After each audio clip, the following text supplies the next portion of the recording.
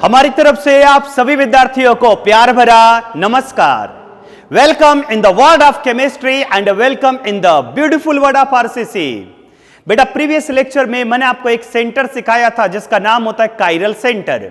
मेरे प्यारे बच्चों टॉपिक तो मैं पढ़ा रहा हूं एचडीए, लेकिन एचडीए में मैं एक आइसोमेरिज्म लेकर के चला आया जिसका नाम है ऑप्टिकल आइसोमेरिज्म। क्योंकि बेटा ये ऑप्टिकल आइसोमेरिज्म जो है ना एचडीए के टॉपिक में बार बार आपको आएगा, और जब बार बार आएगा तो मुझे बार बार पढ़ाना पड़ेगा, इसलिए मुझे बार बार न पढ़ाना पड़े ऑप्टिकल आइसोमेरिज्म मैं खुद ही पढ़ा दे रहा हूं, ठीक है ना। और बहुत बच्चों को डिफिकल्टीज होता है ऑप्टिकल आइसोमेरिज्म को लेकर के। स्ट्रक्चरल आइसोमेरिज्म तो इजी जाता है, लेकिन ऑप्टिकल आइसोमेरिज्म को लेकर के नंबर ऑफ स्टूडेंट को कंफ्यूजन जाता है। लेकिन मेरा वीडियो लेक्चर देखने के बाद, अच्छे से देखने के बाद, मैं आपको गारंटी दे रहा हूं बेटा आपको ऑप्टिकल आइसोमेरिज्म में कोई डिफिकल्टीज नहीं आएगा, ठीक है ना। तो प्रीवियस लेक्चर में हमने डिस्कस किया था कायरल सेंटर को लेकर के कि हम आइडेंटिफाई कैसे करते हैं कि कौन सा कायरल सेंटर है और कौन सा कायरल सेंटर नहीं है।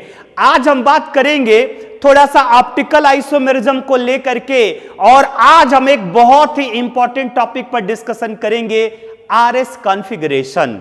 हम कैसे पहचानेंगे कौन है आर है, हम कैसे पहचानेंगे कौन सा एस है, पूरा का पूरा आज हम एक्सप्लेनेशन करके लेने वाले हैं बेटा। तो चलिए हम बात करते हैं ऑप्टिकल एक्टिविटी को लेकर के, उसके बाद हम आरएस कॉन्फ़िगरेशन पर डिस्कशन करेंगे बेटा, ठीक है। तो स्टार्ट करें फुल एनर्जी और फुल जोश के साथ, जिसका नाम है ऑप्टिकल एक्टिविटी। मेरे प्यारे बच्चों ये जो ऑप्टिकल एक्टिविटी वर्ड है ना वो किसने दिया था? जेबी बायोट ने दिया था। किसने दिया था बेटा? जेबी बायोट ने दिया था। अभी ऑप्टिकल एक्टिविटी है क्या उसको समझना ऐसे, ये जो है एक ऑर्डिनरी लाइट है, देखो ऐसे, ये हमारा एक ऑर्डिनरी लाइट है ना, ये देख सकते हो, ये एक ऑर्डिनरी लाइट है। देखो कैसा लाइट है? ऑर्डिनरी लाइट है। पॉइंट क्लियर हो गया? देखो हर एक डायरेक्शन में ओरिएंटेड है, हर एक डायरेक्शन, ऊपर नीचे अप डाउन, हर एक डायरेक्शन में ओरिएंटेड है। इस लाइट को क्या बोल देना बेटा? Ordinary light. अब हम इस ऑर्डिनरी लाइट को पास करेंगे निकोल प्रिज्म से। देखो कहां से पास किया बेटा? निकोल प्रिज्म से। अब ये सवाल है कि ये निकोल प्रिज्म क्या होता है। बहुत सारे बच्चे समझ लेते हैं निकिल का बना होता है, निकोल से निकल, ऐसा नहीं है। निकोल प्रिज्म क्या होता है बेटा? एक वर्ड आता है कैल्साइट, जिसको हम बोलते हैं CaCO3, और CaCO3 के दो इक्वल पार्ट को कंबाइन करते हैं। जैसे मान करके चलो एक पार्ट ये है और दूसरा पार्ट ये है। देखो ये CaCO3 का एक पार्ट, ये CaCO3 का दो पार्ट, दो इक्वल पार्ट CaCO3 को हम कंबाइन कर देंगे तो ये हमारा तैयार हो जाता है, जिसका नाम क्या है मेरे प्यारे बच्चों? क्या नाम है? Nicol prism. तो निकोल प्रिज्म क्या होता है समझ में आ गया? देखो एक पार्ट ये, दूसरा पार्ट ये, तो Nicol prism is a two part of CaCO3। इसको हम क्या बोलेंगे बेटा? निकोल प्रिज्म, ठीक है ना। तो मैंने एक काम किया कि इस ऑर्डिनरी लाइट को देखो ऐसे ऐसे ऐसे ऐसे जा रहा है, ठीक है ना। इस ऑर्डिनरी लाइट को पास करा दिया निकोल प्रिज्म से। तो जब हमने इस ऑर्डिनरी लाइट को निकोल प्रिज्म से पास किया तो निकोल प्रिज्म ने इसको पोलराइज कर दिया। पोलराइज का मतलब उसको एक ही डायरेक्शन में ओरिएंट कर दिया। देखो यहां पर इसको एक ही डायरेक्शन में ओरिएंट किया, ऐसे ऐसे एक ही डायरेक्शन में ओरिएंट कर दिया, ठीक है ना। और जब इसको एक ही डायरेक्शन में ओरिएंट कर दिया तो अब ये जो लाइट बना उसको बोल देना प्लेन पोलराइज्ड लाइट। ये जो है बेटा इसका नाम है प्लेन पोलराइज्ड लाइट, जिसको शॉर्ट फॉर्म में हम बोलते हैं PPL, ठीक है, plane polarised light. Point clear हुआ इतना? अरे पॉइंट क्लियर हो गया तो चलो बता दो क्या बना। ये कौन सा लाइट है बेटा? ऑर्डिनरी लाइट है। इस ऑर्डिनरी लाइट को कहां से पास किया? निकोल प्रिज्म से। निकोल प्रिज्म किसका बना होता है? कैल्शियम कार्बोनेट के दो इक्वल पार्ट होते हैं, उसको बोलते हैं निकोल प्रिज्म। जब हमने इस ऑर्डिनरी लाइट को निकोल प्रिज्म से पास किया तो निकोल प्रिज्म ने इसको पोलराइज कर दिया और ये जो हर एक डायरेक्शन में ओरिएंटेशन था वो एक सिंगल लाइन में आ गया, सिंगल प्लेन में आ गया। और इस लाइट को क्या बोलोगे मेरे प्यारे बच्चों? Plane polarised light. Point clear हो गया? तो ये निकोल प्रिज्म को एक्चुअली बोलते हैं पोलराइजर, पोलराइजर, क्योंकि इसको ऑर्डिनरी लाइट को प्लेन पोलराइज्ड लाइट में कन्वर्ट कर दिया। अब इस प्लेन पोलराइज्ड लाइट को किसी हम सब्सटेंस से पास कराते हैं, मानकर चलो ये aqueous solution, aqueous solution of substance है, ठीक है बेटा, एक्वस सॉल्यूशन ऑफ सब्सटेंस है, ठीक है। जब इस प्लेन पोलराइज्ड लाइट को, जिसको शॉर्ट फॉर्म में पीपीएल बोलेंगे, जब हम इस पीपीएल को इस एक्वस सॉल्यूशन, किसी भी सब्सटेंस के यहां पर एक्वस सॉल्यूशन से पास किया और मान करके चलो कि इस सब्सटेंस ने पीपीएल को रोटेट किया या तो क्लॉकवाइज या फिर एंटी क्लॉकवाइज। मान करके चलो, देखो ये ऐसे आ गया, पहले देखो ये ऐसे था, अब ये ऐसे आ गया, देखो बेटा ये ऐसे आ गया है ना, ये ऐसे आ गया, राइट है ना, ये ऐसे आ गया, राइट है। एक एरो भी चलता है, कोई जरूरी नहीं कि मैं चार चार एरो ले लूं, एक एरो भी चलता है। तो देखो ये ऐसे रोटेट कर दिया। पॉइंट क्लियर हो गया? बताओ ये कैसा दिख रहा है, क्लॉकवाइज या एंटी क्लॉकवाइज? आंसर क्या मिलेगा सर? ये क्लॉकवाइज दिख रहा है। देखो ये ऐसे क्लॉकवाइज, घड़ी के चलने के डायरेक्शन में ऐसे जो होता है उसको बोलते हैं क्लॉकवाइज, या राइट हैंड साइड भी बोलते हैं। और ये जो होता है बेटा इसको बोलते हैं एंटी क्लॉकवाइज या लेफ्ट हैंड साइड। तो देखो ये ऐसे टर्न हुआ, ये ऐसे टर्न हुआ, ये ऐसे टर्न हुआ, राइट है ना। तो इस सब्सटेंस ने इस प्लेन पोलराइज्ड लाइट को या तो क्लॉकवाइज रोटेट कर देगा या फिर बेटा ऐसे रोटेट कर देगा एंटी क्लॉकवाइज। देखो ये ऐसे ऐसे घड़ी के चलने की उल्टा डायरेक्शन, या तो clockwise left hand side, sorry right hand side, या फिर anti clockwise right hand side rotate कर दिया। एक बार फिर से सुनो, ये कौन सा लाइट था? ऑर्डिनरी लाइट था, हर एक प्लेन में ओरिएंटेशन था, निकोल प्रिज्म से पास किया। इस निकोल प्रिज्म ने इस ऑर्डिनरी लाइट को किस में कन्वर्ट कर दिया? प्लेन पोलराइज्ड लाइट में, जो कि आप देख सकते हो एक ही डायरेक्शन में ओरिएंटेशन है। यस सर या नो सर? Yes sir. अब मैं क्या बोल रहा हूं बेटा, इस प्लेन पोलराइज्ड लाइट को किसी सब्सटेंस के सॉल्यूशन से पास किया और मान करके चलो कि इस सब्सटेंस ने इस पीपीएल को रोटेट कर दिया, या तो वो क्लॉकवाइज रोटेट करेगा या तो वो एंटी क्लॉकवाइज रोटेट करेगा। मेरे प्यारे बच्चों, अगर ये सब्सटेंस इस पीपीएल को रोटेट कर देगा तो इसको बोल देना इट्स ऑप्टिकल एक्टिव सब्सटेंस। अगर इसने पीपीएल को रोटेट कर दिया, चाहे वो क्लॉकवाइज रोटेट कर दे चाहे वो एंटी क्लॉकवाइज रोटेट कर दे, अगर उसने रोटेट कर दिया तो मेरे प्यारे बच्चों इस सब्सटेंस को क्या बोल देना? Optical active substance. फिर से बोलो, क्या बोलोगे? Optical active substance. और मान करके चलो अगर पीपीएल को पास किया यहां से और अगर इसने रोटेट नहीं किया तो इसे क्या बोल दोगे? Optically inactive substance. अगर सब्सटेंस इसको रोटेट कर दे रहा है तो ऑप्टिकल एक्टिव होगा, और अगर ये रोटेट नहीं कर पा रहा है तो बताओ बेटा क्या हो जाएगा? Optical inactive. पॉइंट क्लियर हो गया? अब मानकर चलो उसने रोटेट कर दिया है तो या तो वो क्लॉकवाइज रोटेट करेगा राइट हैंड साइड या फिर एंटी क्लॉकवाइज रोटेट करेगा लेफ्ट हैंड साइड। अगर उसने क्लॉकवाइज रोटेट किया ऐसे ऐसे, तब इस सब्सटेंस को बोल देना डेक्स्ट्रो रोटेटरी। मैं लिखा करके दे दूंगा, पहले ध्यान से सुनो। अगर इस सब्सटेंस ने पीपीएल को क्लॉकवाइज रोटेट किया तो इस सॉल्यूशन को, इस सब्सटेंस को क्या बोलोगे?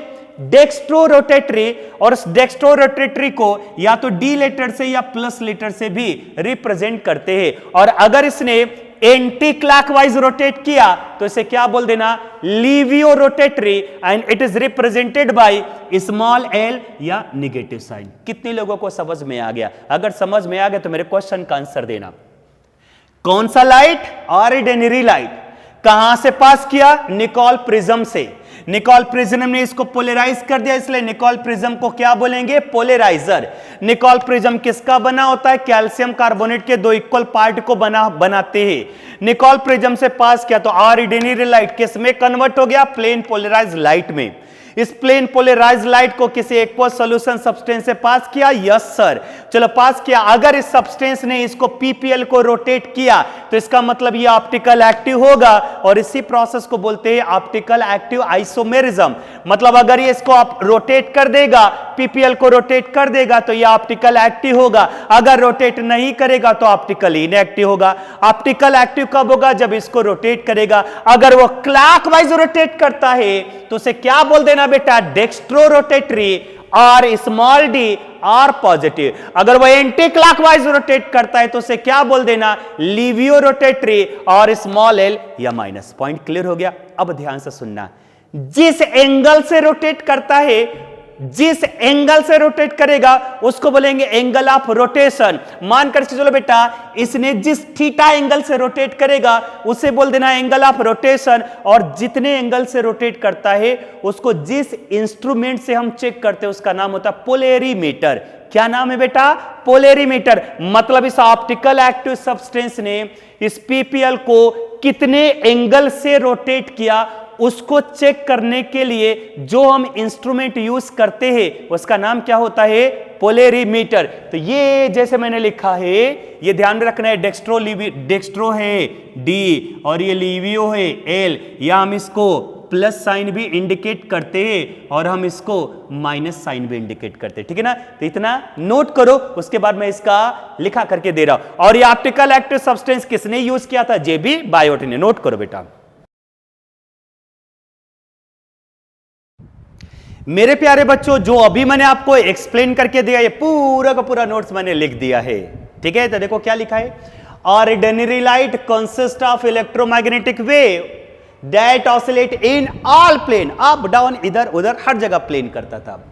Nicol prism is made up of two equal part of CaCO3। मैंने आपको बताया था निकोल प्रिज्म दो पार्ट होता है CaCO3 का। When ordinary light is passed through Nicol prism, then it convert into plane polarized light। Ordinary light किस में कन्वर्ट हो जाता है बेटा? प्लेन पोलराइज्ड लाइट, जिसको शॉर्ट फॉर्म में हम क्या बोलेंगे? पीपीएल। पीपीएल में एक सिंगल प्लेन में ऑसिलेट होता है। PPL is a light that oscillate in a single plane. आगे, Nicol prism is called as polariser. उसको क्या बोलेंगे बेटा? Polariser. When PPL is pass through the substance and it rotate PPL. अगर PPL को किसी सब्सटेंस से पार्ट किया और इसने पीपीएल को रोटेट कर दिया, then this substance is called as optical active substance. And when it rotate P P L in the clockwise right hand side direction, then substance is called as dextrorotatory and represented by small d or plus. And when it rotate PPL in anti-clockwise left hand side direction, then the substance is called as leviorotatory and represented by L or minus. A compound that does not rotate PPL is said to be optical inactive. अगर उसने PPL को rotate नहीं किया तो वो क्या हो जाएगा बेटा? Optical inactive. नोट कर लो।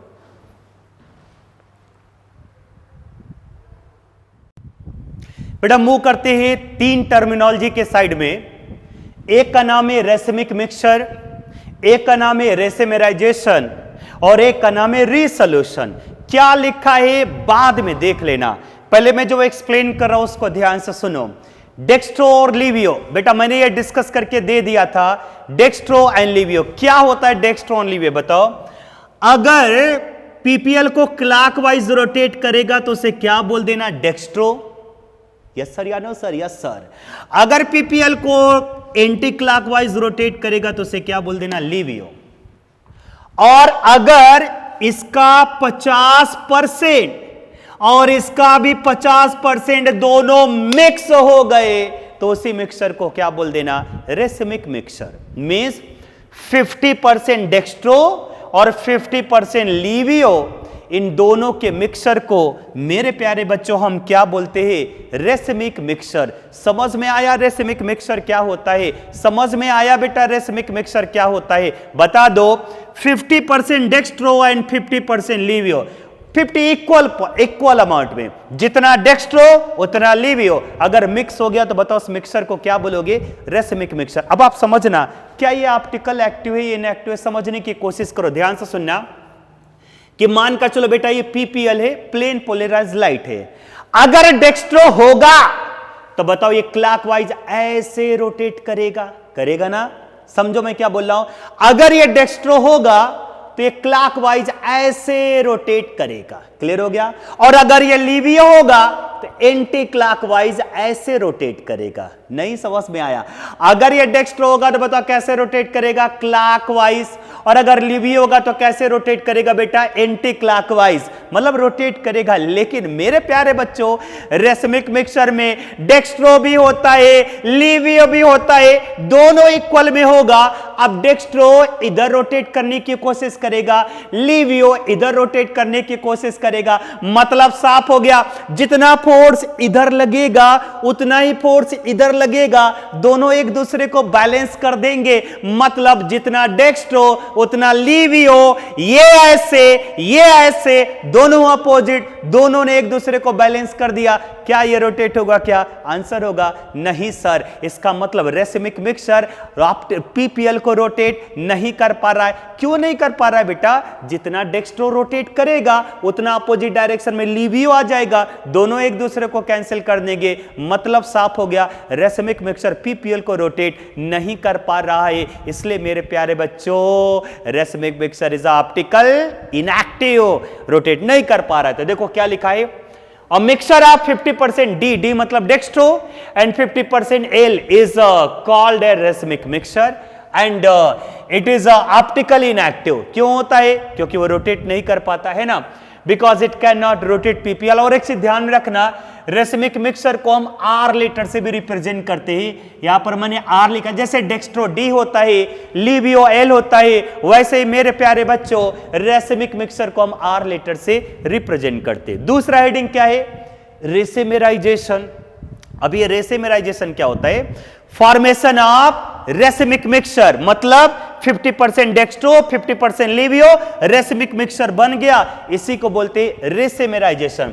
The formation of racemic mixture is called as racemerisation. I hope बेटा ये पॉइंट क्लियर हो गया। मतलब जब डेक्स्ट्रो और लीवियो दोनों साथ में आएंगे, जब डेक्स्ट्रो और लीवियो दोनों पास में मिलेंगे, जब डेक्स्ट्रो और लीवियो कंप्लीटली मिक्स हो जाएंगे, इसी प्रोसेस को क्या बोलते हैं? रेसिमेराइजेशन। रेसिमेराइजेशन भी दो टाइप्स का, एक होता है कंप्लीट रेसिमेराइजेशन, एक होगा partial रेसिमेराइजेशन।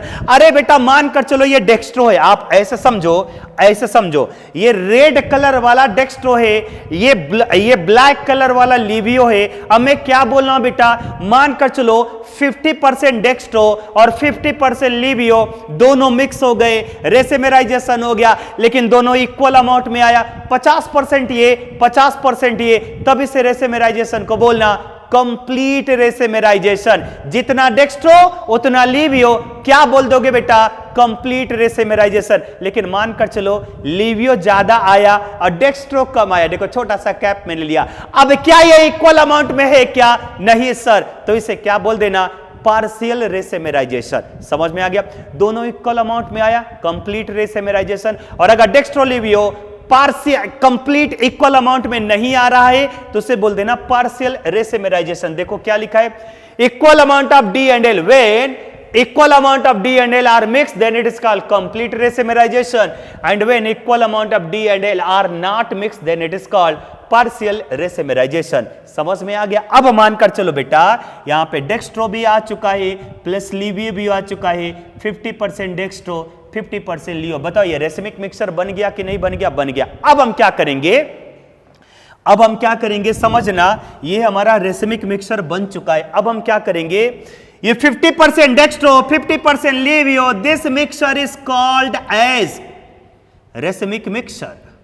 This mixture is called as racemic mixture. अब हम क्या करेंगे बेटा, ध्यान से सुनना, इस 50% डेक्स्ट्रो 50% लीवियो में से इन दोनों को सेपरेट कर डालो। रेसिमिक मिक्सचर में बताइए बेटा 50% डेक्स्ट्रो 50% लीवियो है कि नहीं है? यस सर है। अब हम क्या करेंगे, इन दोनों को सेपरेट कर दो, 50% डेक्स्ट्रो अलग हो गया, 50% लीवियो अलग हो गया। अब इस प्रोसेस को बोल देना resolution. क्या बोला बेटा? Resolution means the separation of 50% dextro and 50% livio from the racemic mixture. इस रेसमिक मिक्सर से डेक्स्ट्रो और लिवियो दोनों को सेपरेट करना, this process is called as resolution. बताइए क्या बन जाएगा बेटा? The separation of dextro and laevo from the racemic mixture, this is called resolution. देखो यहां पर क्या लिखा है? The separation of D and L part from the racemic mixture is called as resolution. Note कर लो इसको.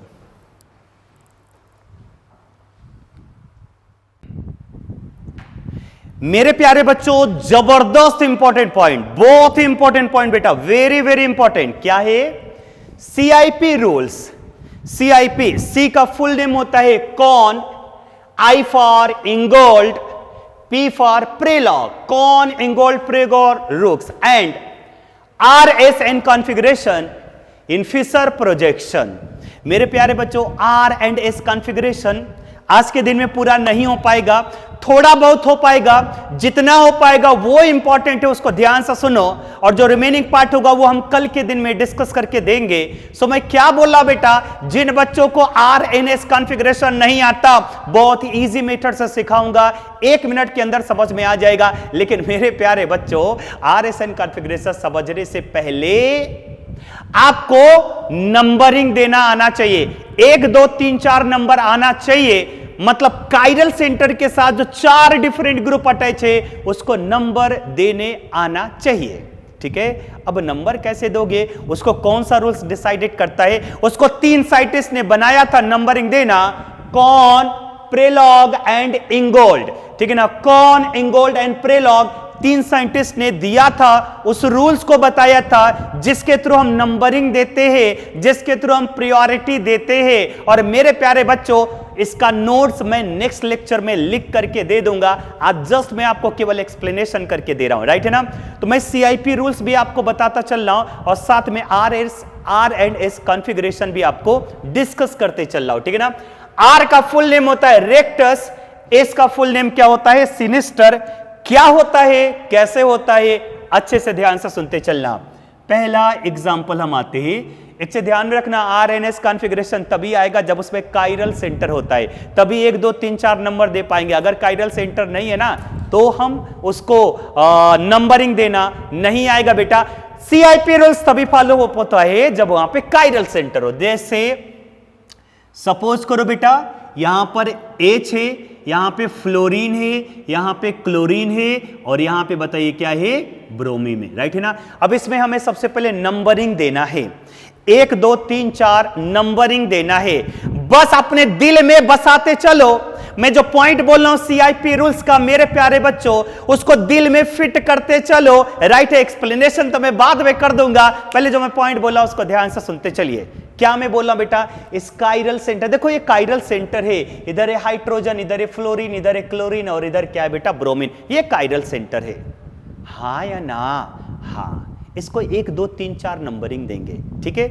नंबरिंग कुछ ऐसे देंगे कि जिसका एटॉमिक वेट ज्यादा होगा उसको पहला नंबर, और जिसका एटॉमिक वेट सबसे कम होगा उसको लास्ट नंबर, चौथा नंबर.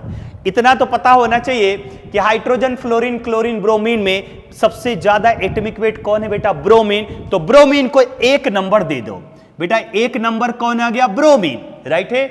उसके बाद 2 नंबर कौन आ जाएगा? क्लोरीन. उससे कम कौन होगा? फ्लोरीन. और सबसे कम एटॉमिक वेट किसका होता है? हाइड्रोजन का. पहले बताइए, नंबरिंग देना आया क्या समझ में? मैं क्या बोल रहा था बेटा? सबसे ज्यादा एटॉमिक वेट किसका होता? ब्रोमीन का. सो ब्रोमीन हमारा 1 नंबर आया. उससे कम किसका होगा? क्लोरीन का. सेकंड पर आ गया क्लोरीन. उससे कम किसका होगा? फ्लोरीन का. थर्ड पर आ गया फ्लोरीन. और मेरे प्यारे बच्चों, सबसे लास्ट में बताइए कौन आ जाएगा? हाइड्रोजन. आई होप ये नंबरिंग देना समझ में आ गया होगा. तो सबसे पहला इंपॉर्टेंट पॉइंट क्या?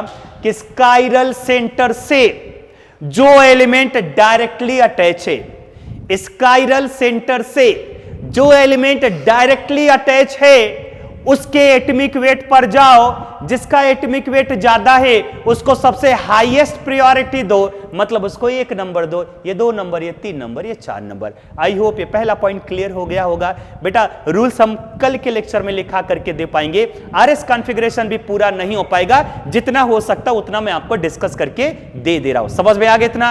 अब चलो यहां पर कहानी में ट्विस्ट, आरएनएस आपको बताना है। एक्चुअली मेरे प्यारे बच्चों ये फिशर प्रोजेक्शन है, ये जो सॉलिड लाइन होता है इसको बोलते हैं फिशर प्रोजेक्शन। और मानकर चलो ये आ गया H, ये आ गया डैश लाइन, ये आ गया CH3 और ये आ गया C2H5। ये जो वेज डैश होता है इसको हम बोलते हैं, इसको जानते हो, इसको 3D बोलते हैं। क्या बोलते हैं बेटा? 3D। और ये जो होता है ये 2D बोलते हैं। तो अभी जो मैं आपको डिस्कस करके दे रहा हूं वो 2D में है। तो 2D में कैसे निकालते हैं इसको ध्यान से सुनना, ध्यान दो।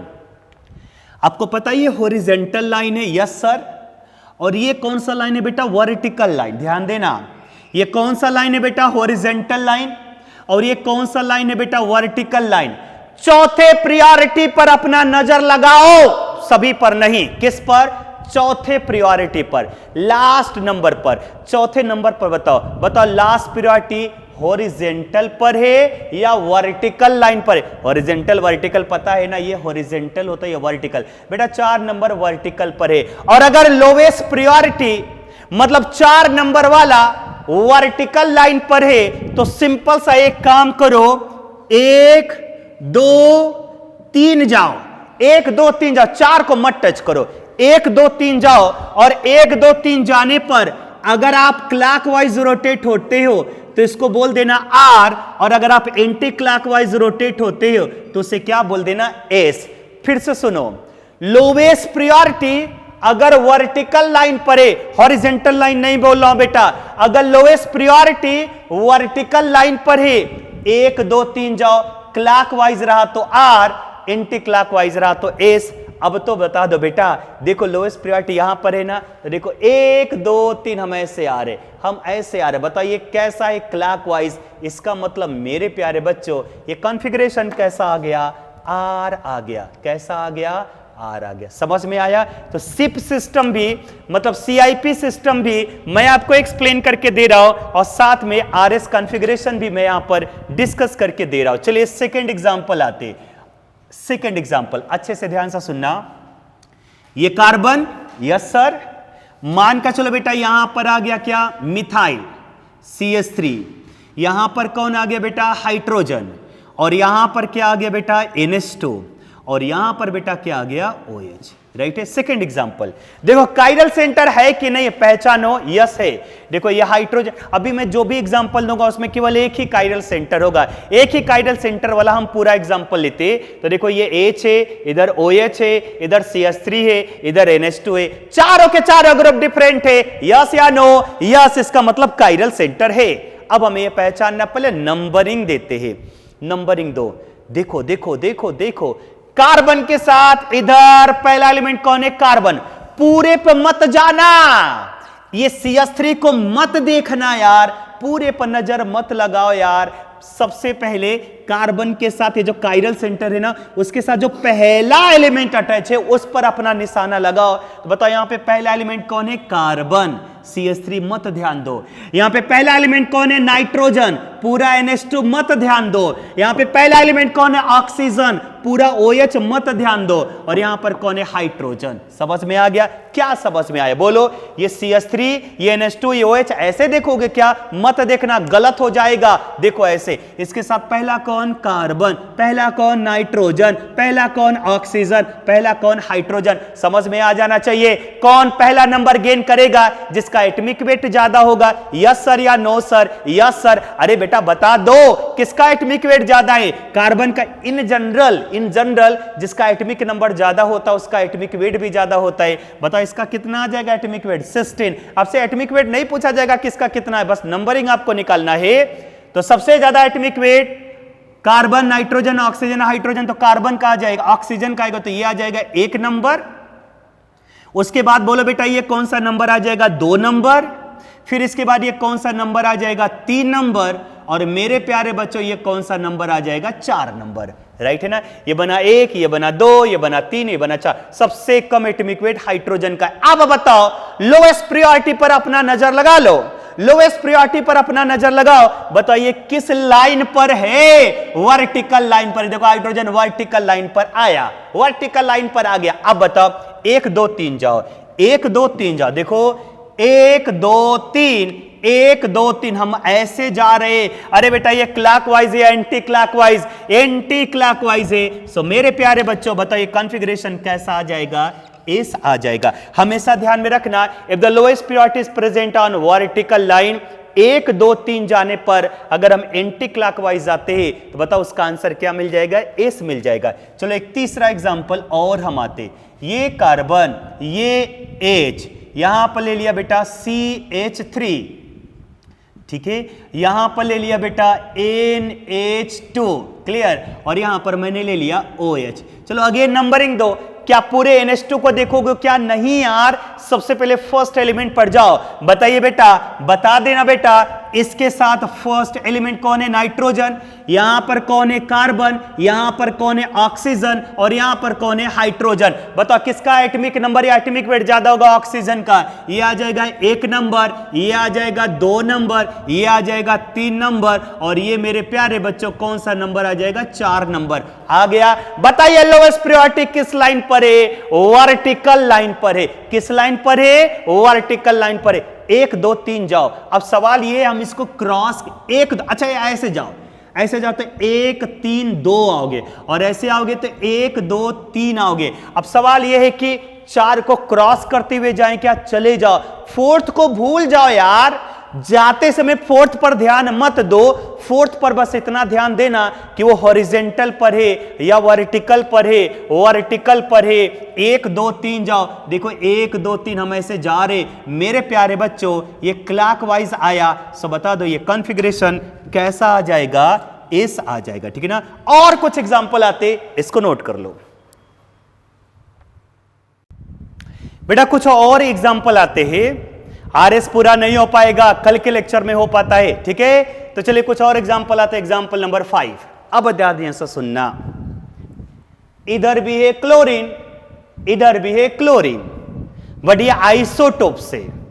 आइसोटोप्स तो पता होगा, same atomic number but different mass number. इसका एटॉमिक नंबर 35, इसका एटॉमिक नंबर इसका एटॉमिक नंबर दोनों का सेम है। इसका भी होगा 17, इसका भी होगा 17, बट मास नंबर डिफरेंट है। इसका है 35 और इसका क्या है? 37। आइसोटोप्स हो गया। तो आइसोटोप्स में प्रायोरिटी कैसे डिसाइड करेंगे? कि जिसका मास नंबर ज्यादा होगा उसको मेरे प्यारे बच्चों पहले प्रायोरिटी देंगे।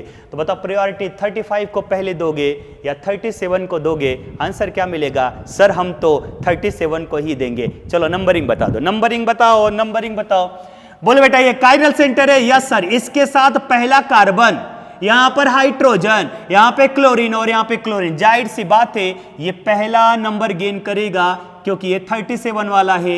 ये दूसरा नंबर गेन करेगा, ये 35 वाला है। और ये कार्बन ये तीसरा गेन करेगा और ये हाइड्रोजन चौथा गेन कर लेगा। देखो बेटा नंबरिंग आ गया। यस सर आ गया। अब देखो लोएस्ट प्रायोरिटी किस लाइन पर है? वर्टिकल लाइन पर है। देख लो बेटा लोएस्ट प्रायोरिटी वर्टिकल लाइन पर है। 1 2 3 तक जाओ, क्लॉकवाइज रहा तो आर, एंटी क्लॉकवाइज रहा तो एस। तो चलो 1 2 3 हम ऐसे जाएंगे। 1 2 क्रॉस करते हुए 4 को जाओ, कोई दिक्कत नहीं। 1 2 3 बताओ ये क्या मिल गया बेटा? एस मिल गया, ठीक है ना। एंटी क्लॉकवाइज है, बोलो हम इसे क्या बोल देंगे? एस मिला, ठीक है। चलो एग्जांपल नंबर 5 पर आते। समझना समझना। बताओ इसके साथ पहला एलिमेंट कौन है? हाइड्रोजन। इसके साथ पहला एलिमेंट कौन है? ऑक्सीजन। और इसके साथ पहला एलिमेंट कौन है? कार्बन। और इसका भी पहला एलिमेंट कौन है? कार्बन। अब यहां पर तो क्या इसके पहले एलिमेंट से कार्बन कार्बन, क्या इसके फर्स्ट एलिमेंट से प्रायोरिटी डिसाइड हुआ क्या? आंसर आएगा नहीं। अच्छा इन दोनों का तो बता ही सकते हो। ऑक्सीजन का एटॉमिक वेट सबसे ज्यादा होगा तो ये पहला नंबर गेन कर लेगा। हाइड्रोजन का एटॉमिक वेट सबसे कम होगा, ये 4 नंबर गेन कर लेगा, राइट है ना। अब पेंच फंसता है, इसमें और इसमें कौन होगा सेकेंड और कौन होगा थर्ड। ध्यान से सुनना, अगर पहले एलिमेंट से प्रायोरिटी डिसाइड नहीं होता है तो नेक्स्ट हाईएस्ट वाले पर जाओ, दूसरे वाले नेक्स्ट हाईएस्ट पर जाओ, दूसरे से भी नहीं डिसाइड होता है तीसरे वाले पर जाओ, तीसरे से भी डिसाइड नहीं होता है चौथे वाले से जाओ।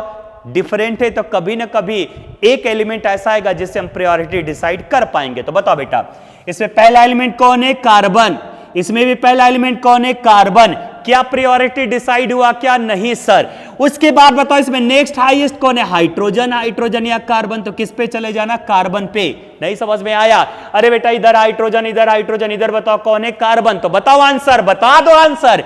इससे पहला कौन है? कार्बन। इधर भी कौन है? कार्बन। क्या प्रायोरिटी डिसाइड हुआ क्या? आंसर आएगा नहीं सर। फिर इसमें बताओ नेक्स्ट कौन है? कार्बन। और इसमें नेक्स्ट कौन आ गया? हाइड्रोजन। अरे बेटा इसमें नेक्स्ट कार्बन भी पकड़ना, हाइड्रोजन मत चले जाना, क्योंकि बताओ हाइड्रोजन के कंपैरिजन में कार्बन का एटॉमिक वेट ज्यादा होता है, इसलिए नेक्स्ट हाईएस्ट पर मैं वर्ड यूज कर रहा हूं। बोलो अब तो बोल दो यार। पहला कौन? कार्बन। इधर भी कौन? कार्बन। क्या प्रायोरिटी डिसाइड हुआ? नहीं। फिर नेक्स्ट बजाओ, इसमें कौन? हाइड्रोजन। इसमें कौन? कार्बन। डिसाइड हो गया, हाइड्रोजन के कंपैरिजन में कार्बन का इस एटॉमिक वेट ज्यादा होगा, सो ये आ जाएगा सेकेंड और ये क्या आ जाएगा? थर्ड। अब बताओ कैसे चलोगे? चार को भूल जाओ, 1 2 3 हम ऐसे जाएंगे, 1 2 3 क्लॉकवाइज या anti clockwise? Anti clockwise. So बताइए मेरे प्यारे बच्चों इसका कॉन्फ़िगरेशन क्या मिल जाएगा? एस मिल जाएगा। क्या मिलेगा बेटा? एस मिल जाएगा। अब समझो, अभी तक जो भी मैं आपको एग्जांपल लिया, एग्जांपल नंबर 5 तक, उसमें सभी के सभी में लोवेस्ट प्रायोरिटी वर्टिकल लाइन पर आता था। अब देखो हॉरिजॉन्टल लाइन पर आने वाला। चलो नंबरिंग दो। Br 1, क्लोरीन 2, फ्लोरीन 3 और हाइड्रोजन बोलो बेटा क्या हो गया? 4, है ना। ब्रोमीन 1, क्लोरीन 2, एटॉमिक वेट देख लो, फ्लोरीन 3 और हाइड्रोजन कितना हो गया? 4। अब ये चौथा लाइन किस लाइन पर आया? हॉरिजॉन्टल लाइन पर आ चुका है। अब क्या करना बेटा? ध्यान से सुनना। If fourth is on horizontal, ठीक है ना। और अगर हम 1 से 2 से 3 चलते, अगर वो क्लॉकवाइज रहा या 1 से 2 से 3 चले एंटी क्लॉक, तब रिवर्स आंसर दे देना। अगर 1 2 3 चलेंगे क्लॉकवाइज रहेगा तो उसे क्या बोल देना बेटा? एस। और अगर 1 2 3 रहेंगे एंटी क्लॉकवाइज रहेंगे तो उसे क्या बोल देना? आर। ठीक है बेटा, मैंने क्या बोला? फिर से देखना मैंने क्या बोला कि अगर लोवेस्ट प्रायोरिटी किस लाइन पर है? हॉरिजॉन्टल लाइन पर। किस लाइन पर बेटा? हॉरिजॉन्टल लाइन पर, राइट है ना। वर्टिकल, अच्छा वर्टिकल का याद करो, वर्टिकल पर आ 1 2 3 चले, क्लॉकवाइज तो आर, एंटी क्लॉकवाइज तो एस, लेकिन अगर लोवेस्ट प्रायोरिटी हॉरिजॉन्टल पर रहा, क्लॉकवाइज एस बोल देना, एंटी क्लॉकवाइज आर बोल देना बेटा, क्लॉकवाइज एस बोल देना, एंटी क्लॉकवाइज आर बोल देना बेटा। तो चलो बताओ, लोवेस्ट प्रायोरिटी हॉरिजॉन्टल पर आया, रिवर्स आंसर दे देना यार, ठीक है ना। तो चलो बताओ, 1 3 2 चलोगे क्या? नहीं, ऐसे चलेंगे, 1 2 3 चलेंगे। बोलो कैसा है? क्लॉकवाइज। सो मेरे प्यारे बच्चों इसका आर आंसर नहीं आएगा, क्या आंसर आ जाएगा? एस आता है। क्या आता है? एस आता है। चलो एग्जांपल नंबर 7। अब चलो फास्ट आंसर देते चलना, फास्ट। पूरे ग्रुप पर मत चले जाना कि सर ये CS2 CS2 CS2 CS2 BR बहुत भारी ग्रुप आ गया तो उसको पहले प्रायोरिटी दे दे। अगर ऐसा करते हो गलत हो जाएगा। सिस्टमेटिक फॉर्म में जाओ, पहले एलिमेंट पर जाओ, नहीं डिसाइड होता सेकंड पर जाओ, नहीं डिसाइड होता थर्ड पर जाओ। ये भारी ग्रुप देख करके पहला नंबर अगर दे दिया ना तो गलत हो जाएगा। देखो चलो बताओ, पहला कार्बन, लेकिन इधर कौन है? हाइड्रोजन। हाइड्रोजन का एटॉमिक वेट सबसे कम है, जाहिर सी बात है बेटा ये 4 नंबर गेन करेगा। यस सर या नो सर? Yes sir. अब इधर ध्यान दो, पहला कार्बन, क्या पहले एलिमेंट से प्रायोरिटी डिसाइड हुआ क्या? नहीं। अरे इससे डिसाइड नहीं हुआ तो सेकंड पर जाओ। बताओ इसमें सेकंड कौन है? कार्बन। इसमें सेकंड कौन है? हाईएस्ट वाला जाओ, आयोडीन। और इसमें सेकंड कौन है? क्लोरीन। आ गया आंसर। इसको मत चलो समझ लेना ब्रोमीन बहुत भारी ग्रुप तो नंबर दे दो पहला, नहीं ऐसा नहीं करना। पहला कार्बन पहला कार्बन पहला कार्बन नहीं डिसाइड हुआ। नेक्स्ट बताओ कार्बन, नेक्स्ट बताओ आयोडीन, नेक्स्ट बताओ क्लोरीन। बताओ आयोडीन का एटॉमिक वेट सबसे ज्यादा है तो ये पहला नंबर आ जाएगा, क्लोरीन का उससे कम है, ये दूसरा आ जाएगा, कार्बन का उससे कम है, ये तीसरा आ गया। अब मेरे प्यारे बच्चों 1 2 3 4 नंबर आ चुका है। लोवेस्ट प्रायोरिटी किस लाइन पर आया? हॉरिजॉन्टल लाइन पर आया। अब बताओ क्लॉकवाइज चलोगे तो एस, एंटी क्लॉकवाइज चलोगे तो आर। तो बताओ बेटा 1 3 2 चलोगे क्या? नहीं, हम कैसे चलेंगे? 1 2 3। कैसा है? एंटी क्लॉकवाइज है। आंसर क्या मिल जाएगा बेटा? आर। ध्यान में रखना हॉरिजॉन्टल पर है, आ जाएगा R. And the last example हम लेते हैं, एग्जांपल नंबर 8। फटाफट आंसर दो, फटाफट आंसर दो। पहला कौन है? कार्बन। पहला कौन है? कार्बन। पहला कौन है? कार्बन। पहला कौन है? कार्बन। क्या प्रायोरिटी डिसाइड हुआ क्या? नहीं सर, हमारा प्रायोरिटी डिसाइड नहीं हुआ। अब बताओ CS2 ऐसे लिख लो, ठीक है बेटा। अब बताओ इसमें नेक्स्ट कौन है? ऑक्सीजन है। इसमें नेक्स्ट कौन है? नाइट्रोजन है। इसमें नेक्स्ट कौन है? कार्बन है। और इसमें नेक्स्ट कौन है? हाइड्रोजन। देखो डिसाइड हो गया, पहला कार्बन पहला कार्बन पहला कार्बन पहला कार्बन डिसाइड नहीं हुआ। नेक्स्ट बताओ कौन है? Oxygen, yes sir. नेक्स्ट कौन है? नाइट्रोजन, यस सर, डिफरेंट आया। नेक्स्ट कौन है? कार्बन, यस सर, ये भी डिफरेंट आ गया। और नेक्स्ट इसमें हाइड्रोजन, चारों के चारों डिफरेंट, सेकंड से डिसाइड हो गया। तो बताओ ऑक्सीजन का एटॉमिक वेट सबसे ज्यादा ये 1 नंबर, नाइट्रोजन का उससे कम ये 2 नंबर, कार्बन का उससे कम ये 3 नंबर, और हाइड्रोजन का सबसे कम ये 4 नंबर। अब ये 4 नंबर वर्टिकल लाइन पर आया है। 1 2 3 चलेंगे, क्लॉकवाइज तो आर, एंटी क्लॉकवाइज तो एस। 1 2 3 चले, ये क्लॉकवाइज है। मेरे प्यारे बच्चों इसका आंसर क्या मिल जाएगा? आर मिलेगा। तो बस एक बात का विशेष ध्यान में रखना, if the lowest priority is present on vertical line, 1 2 3 चले, क्लॉकवाइज तो आर, एंटी क्लॉकवाइज तो S. If the lowest priority is present on horizontal line, clockwise चलोगे तो अब एस होगा, एंटी क्लॉकवाइज चलोगे तो अब आर होगा। सो मेरे प्यारे बच्चों आज का लेक्चर हम यहीं पर कंप्लीट करते हैं। नेक्स्ट वीडियो लेक्चर में आरएस कॉन्फ़िगरेशन को फिर से एक्सप्लेन करेंगे।